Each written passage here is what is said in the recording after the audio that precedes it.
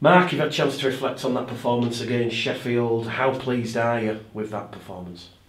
Yeah, very pleased. We had a plan. We set out the plan early in the week, and I thought the players were fantastic at delivering the plan as well. So really pleased. But there's still areas when we dissected the game on Tuesday night where we know and we feel we can be better at. So again, that's the overriding emotion, is the excitement of how much better we can be from the performance at the weekend. Just on the back of another win at Odsal, does that give you and the team a sense of fearing no one at Odsal now, especially after those wins against those top 6 teams like Widnes, Sheffield and Toulouse? I don't think we fear anybody anywhere, and that's not being arrogant, that's not being cocky. It's, we believe in ourselves, we believe in our abilities within the group, and we know that on our day we can challenge anybody. So yeah, that's certainly been the case all year, and that'll continue. When you talk about the mood in the camp, obviously it has been a largely positive start to the season, and we've already focused on the cultural changes that you implemented. You've created the buy-in, how do you maintain the buy-in? The buy-in's real simple, mate.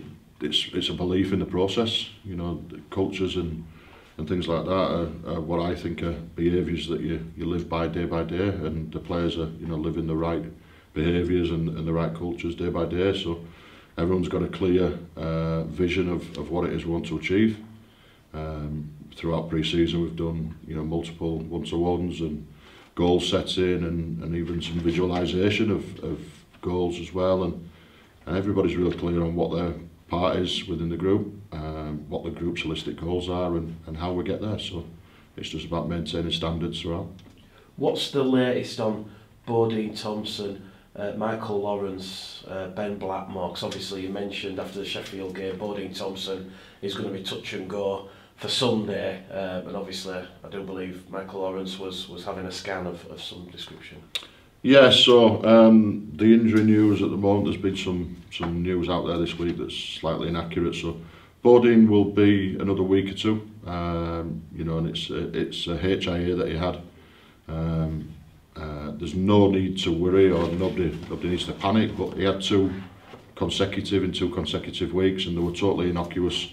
One was a shoulder to the mouth, which loosened a few of his teeth, and the other one was a knee to the side of the head, which he caught as he was falling into a tackle. So they're not linked, but wherever there's an issue or a potential issue, then we've got to take care with our players. So if it was from the neck downwards, then there'd be an element of risk would be able to be taken, but from the neck upwards, the man's got kids and a wife and a family to think about after rugby, so we won't be taking any risk with that.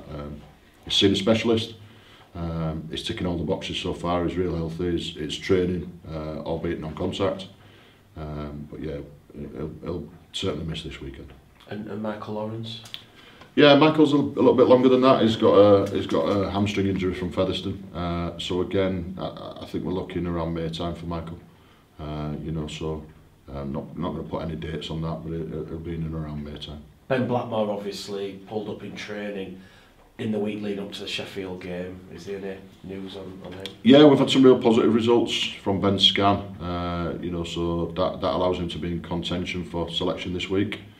However, due to the injury and things like that, he's not had an awful lot of training load through his legs and through his body, over the last 2 or 3 weeks. So we'll assess where he's at tonight and make a call on that.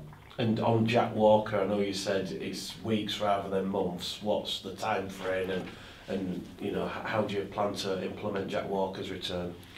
Real steady, real steady. We're going to take total care with him. We're taking all precautionary measures we need to. He's back out on the field running, which is brilliant to see, and he's been back out on the field now for a week or so. I envisage him being a few weeks away yet, so he's got some training load to get through. He's got some change of direction movements to do, and he's got to stress out that hamstring that went, but touch wood, is ahead of schedule, and he's doing really well. He's looking fit and healthy, and he's really upbeat as well. He's done a terrific job within his rehab, as has our physio Grace. And I speak to him near enough every other day and just make sure he's all right, but he's been great. really positive, and we've just got to really manage these last few weeks now to make sure that all the hard work everybody's put in isn't wasted by bringing him back that little bit too soon. I think it's key to probably point out that even though Jack has missed the majority, a large part of the season, and obviously Michael Lawrence is now missing, you still see him on match day there near the dugout, high-fiving the players. That's good to see. Yeah, it's leadership, that, isn't it? You know, it's an example of leadership, and both players are in the leadership group. But I've got to pay, you know, real applause to all the players that aren't selected, because I think you see the vast majority of them there, particularly at Odsal. You know, they're there, they're part of the group, they're showing support to the group, and it's great to see, and it's just another example of how connected we are as a group, and the common goal, and, you know, the side before self mentality. You mentioned after the Sheffield game that you might be in the transfer market for players. How's that going, and is there any news? Because I'm kind of guessing for Bradford supporters, this is the part that probably that's going to whet their appetite. Yeah, listen, you know, we've been in the market for players now for a month. We have made numerous phone calls.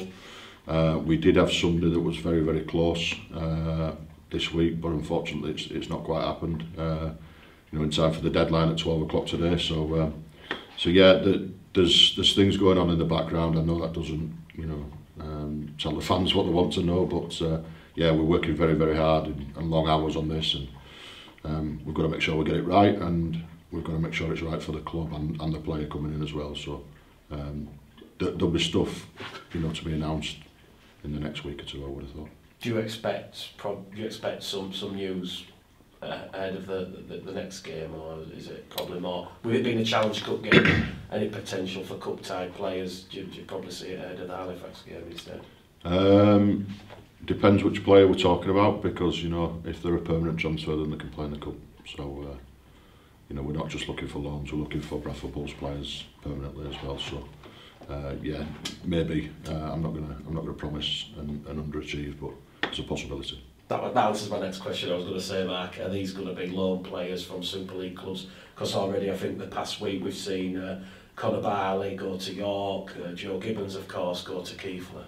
Yeah, well, what you've got to remember is, Mick, you know, we've got Fenton Rogers and George Roby on loan from Huddersfield already, and we've got a dual reg partnership with Leeds. So when you start filling that up, it doesn't allow you to use a dual reg partnership, and you know, doesn't allow Leeds to get what they want from that partnership as well, which is game time to the players, you know, that's on the periphery of their first team squad. So we're trying our best not to do it that way. You know, if we have to, because we've identified a need, then we will do. But yeah, we're looking at potential permanent signs. You had a look at Johnson Turgett against Hull in the reserves. He starts his second week of his trial at the club. What's the plan for him? Is he any how far away or how close is he from potentially getting into that 21-man squad? Oh, Johnson's only been with us for a week or so, so it's real early. But what he did last week and what he did certainly against Hull FC was really, really good. You know, he's been a good bloke to have around.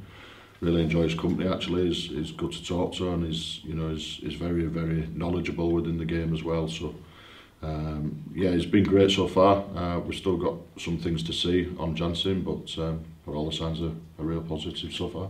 On to Sunday, big game, billed as a derby. With that's going to come a lot of emotion. How do you prepare for this game?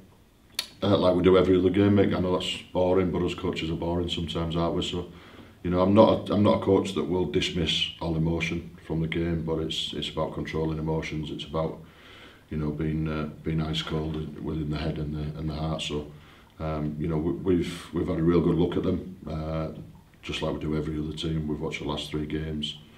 We've picked out some threats, and we've picked out some opportunities for us as well. So we'll practice, we'll concentrate on ourselves once we've spoken to the players tonight, and yeah, we'll concentrate on our processes and systems. And for those players that are probably not familiar with Keighley at home to Bradford and you know, the history and heritage there, how do you sort of create that, be under no illusions, this is what this means to the fans, you know, especially from a Keighley point of view? Yeah, we had a brief chat on Tuesday. Once we'd put the Sheffield game to bed, we had a brief chat about, you know, what it means externally. and then we'll have another chat tonight about what it means internally as well. But like I said, I don't want to go too far away from what's been working for us, which is, you know, what we've put in place so far, and our expectations of each other, and our expectations of our group. So you know, that'll be at the forefront of everything we do. What's the team news? Because you look at Leeds that have announced their squad for Catalans. It does include Liam Tyndall and Corey Johnson. So I kind of suspect, is it very similar to previous weeks where if either Liam or Corey are 18th man and they don't feature, they'll be running out at Cougar Park on Sunday? Corey won't be running out for us. You know, George Rober's back from suspension now, and as you know, as I've said in previous interviews, I think what's happened at Leeds with Cruz Lehman, etc., is now going to catapult Corey into the position where he wants to be, which is, you know, pushing Jared O'Connor for that 9 shirt at Leeds, and you know, everybody at the club wishes him all the very best with that. And if he does become available and we need him, then you know, we'd always have a look at him. But yeah, I think he'll be required by Leeds certainly in the immediate future. I've spoken to Rowan and Matt Cook at Leeds this week, and yeah, we've got 3 players that'll be announced in the squad tomorrow. We know it's going to be close to a sellout. With that is going to be, as we mentioned already, the emotion, but it's going to be a real hostile atmosphere on Sunday. It is. So these are the sort of games and the environments where you thrive as a head coach, and you expect your players to thrive as well. If you can't get up for these games and these atmospheres, you shouldn't be playing the game. You know, so it's what people play the game for, and it's something that we'll embrace and something that we're looking forward to. What do you make of Keighley in 2023? Obviously unbeaten last year, finding life in the Championship just that little bit tougher. It's a different competition, Mick, isn't it? You know, League One's a competition that's below the Championship, and you know, that's not a disrespect to anybody in League One. So yeah, I think they're having a dig. They're constantly trying to improve their squad as well. You know, they've brought some quality in with some people like Luke Gale, who we know a lot about, and it'd be good to see Gale on the weekend. And there's a lot of ex-Bulls players within the squad as well as you know, Reece, who's an ex-Bulls lad as well. So yeah, they're a good squad. They've got some quality throughout the squad, and it's something that we'll have to be well aware of and give them the respect they deserve. Is it very similar to the approach to Sheffield then? Obviously we mentioned there was 11 former Bradford players in that Sheffield squad that was announced. Very similar, albeit not on the scale of 11, when you look at players like Keenan Tomlinson, Tom Doyle, Alex Stevenson, a lot of these players who you've coached previously here. Yeah, it's very, very similar. You know, you've hit the nail on the head there. It's very similar. So you know, we'll probably treat it in a similar manner as well. So there's some players that you've mentioned there, the Dane Chisholms of the world, Luke Gales, and you know, there's quite a list. So yeah, we'll look forward to seeing them after the game on Sunday. But first and foremost, we've got a job to do, and that's to go to Cougar Park and come back with 2 points. They've announced a dual edge partnership with Hulkington Rovers. I guess it goes without saying you'll be seeing their squad and fully expecting a few gifts from Willie Peters' Hulkington Rovers side. Yeah, absolutely, and that's what you signed Joe Regis for. You know, so word on the street is Jimmy Kynehorst and a few others are on the way to Keighley. So you know, great for them. That's what they've felt they need to do, and you know, that's down to Reece and the Keighley club. So you know, we'll just attack whatever we get put in front of us and see where we go. As a head coach back, when you see other clubs with dual reg, what's your thought on that? You're like, my task's maybe just a little bit tougher when you're getting that outside help from Super League. No, it's what it is, Mick. You know, I'm not a massive fan of dual reg myself, although we use it. We use it. It's a rule, so we use it to the best of our ability and wherever we can. But you know, dual reg is what it is. You're forever borrowing somebody else's players and getting very, very limited time with them players because you know they're not yours. So it is what it is. We'll use it where we need to, and I'm sure Keighley will as well. And you know, fair play to him for that. And just finally, a couple on yourself, Mark. When you signed last May for the club, am I correct in thinking that was for 18 months? Yes. And obviously on the back of that, that takes you to the end of this year. Have you heard anything about any contract extensions or plans for 24 onwards? No, I haven't. No. Is it probably too early to say? I don't know. You're asking me questions that I can't answer, Mick. So no, I've not heard anything on that. It's not my focus at this moment in time until somebody, you know, asks for a conversation about it, really. So I'll just carry on doing my job to the best of my ability and trying to get these players into the position that we want them to be in.